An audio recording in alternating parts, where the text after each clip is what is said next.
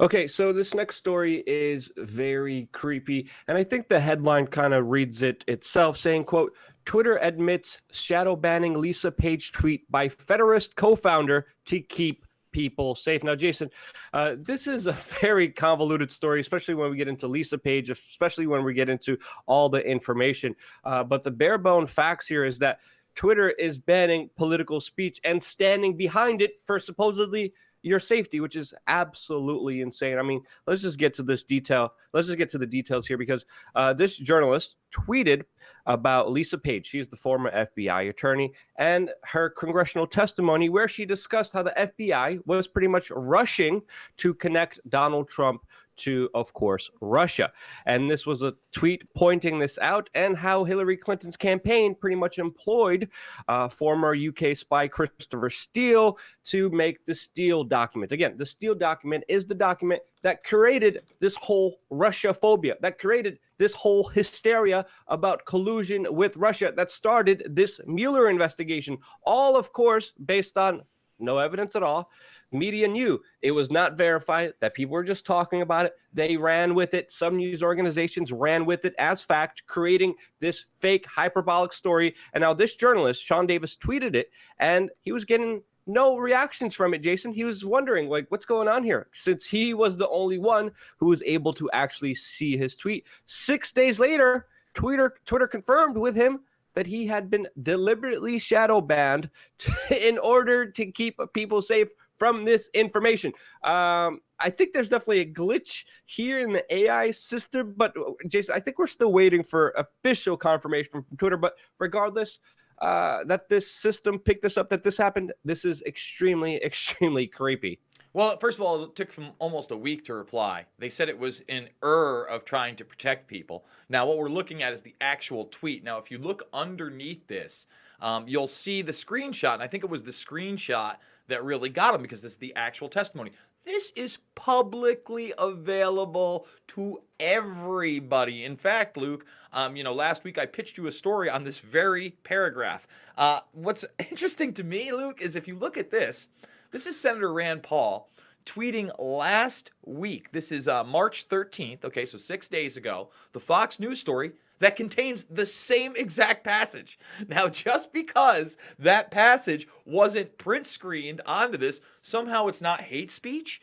This is not new news. This is stuff that's being rehashed over and over again. The two different days of Lisa Page's testimony and the Stork private testimony is now available to the public. Guys like me are keyword searching it, are reading through it. And this Operation Hurricane that she's talking about is just what you said. They had no idea. They had a Steele dossier that was paid for by the DNC, by Fusion GPS, who was heavily connected to the Democratic Party. All facts. She admits throughout that they had no real investigation, that she had met with Comey, Strzok, and they were talking about moving resources and whether it was real and all this other nonsense and moving them away from other investigations. Remember, they didn't do a real investigation into the DNC and the servers, Luke. So this really appears, no matter how Jack and VJ and all those want to spin it on Joe Rogan's podcast, they continue to censor speech. Yes, in many different ways. And again, absolute lunacy and insanity. And again, this is why people are reiterating the exact details of how this whole Russian investigation happened, about this new Lisa Page information, and also the information that we covered on our channel recently, where we found out that Hillary Clinton was given special privileges, special rights with her lawyers within this investigation, so they don't look into particular parts of her and the people she's connected to. Again, just outright clear lunacy. I mean, we can only hope that this was an error, because I mean, it doesn't surprise me with the way Twitter is going and how aggressive they are approaching people, and just how people on the left are absolutely losing it. I mean, I just want to highlight some tweets. These are actual tweets going on right now, where literally people are talking about punching PewDiePie fans. People are talking about how Richard Spencer is connected to Joe Rogan. People are talking about how, again, PewDiePie is an effing Nazi. Absolute lunacy.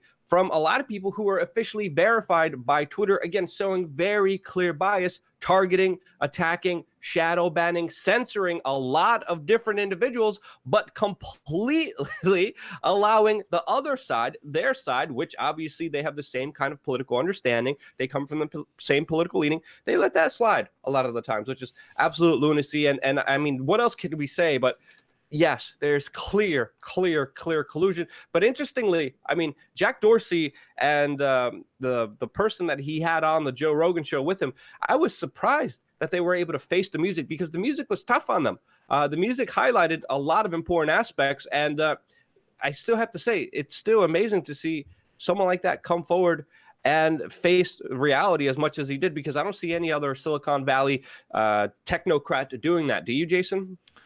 No, I don't. And I think the proof is in the pudding, Luke. I mean, once again, you have them up there talking out both sides of their mouth, saying they're trying to protect you from speech that's harmful, from doxing. We don't want people showing up to your door. Oh, when this comes to the real world and you're getting punched in the face or shot at or beaten up, we're responsible. They don't give one flying rat's ass about that. Yeah, pretty much pretending to be your big daddy, saying, no, we're going to tell you what reality really is. Again, creating echo chambers as well. And if you look at Twitter overall, Twitter's mainly popular because of the fighting in there. It incentivizes fighting. It incentivizes drama. You look at any kind of legitimate content, yeah, it's fine. But whenever there's a grudge match, whenever there's a fight, whenever there's some spicy GIF reactions, holy cow, that content goes viral.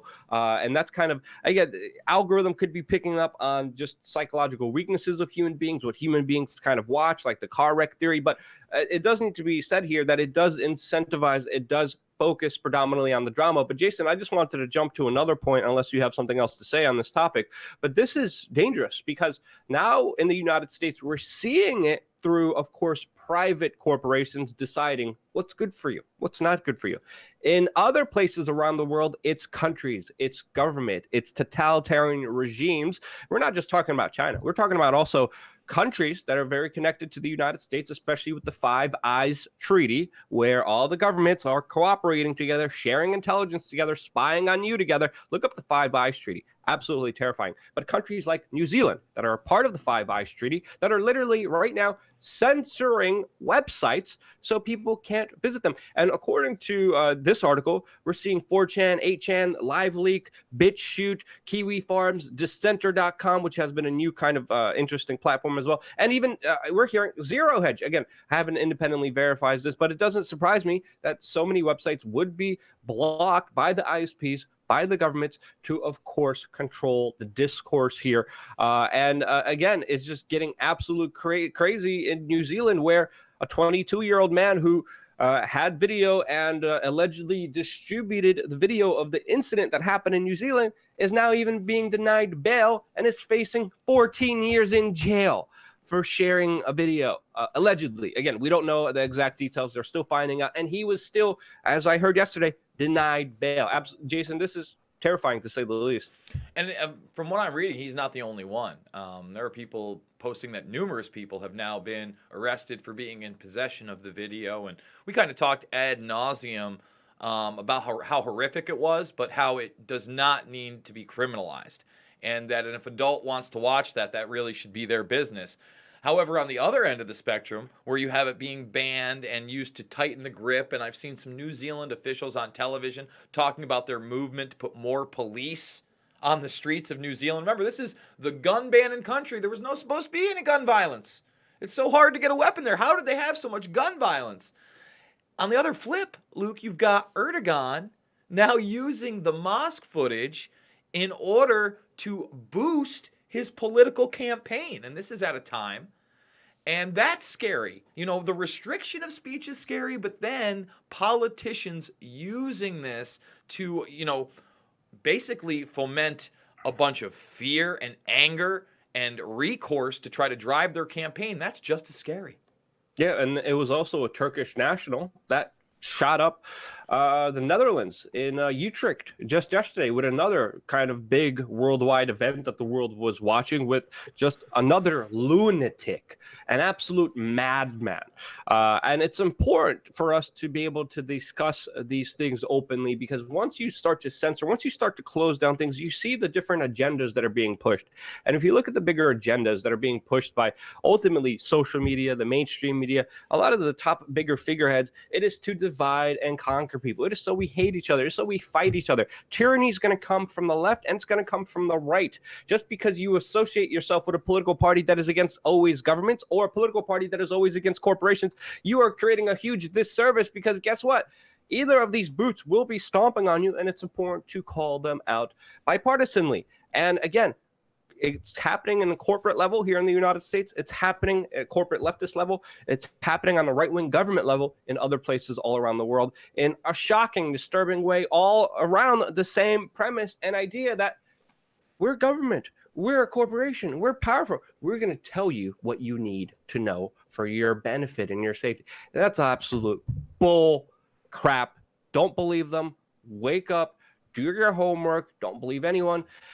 And that's pretty much our main message here. Jason, I don't know if you have anything else to say, but stay tuned for more videos. We're doing 3 videos on our backup channel, 1 video on our main channel, all, of course, with your support on wearechange.org/donate. Stay tuned for more.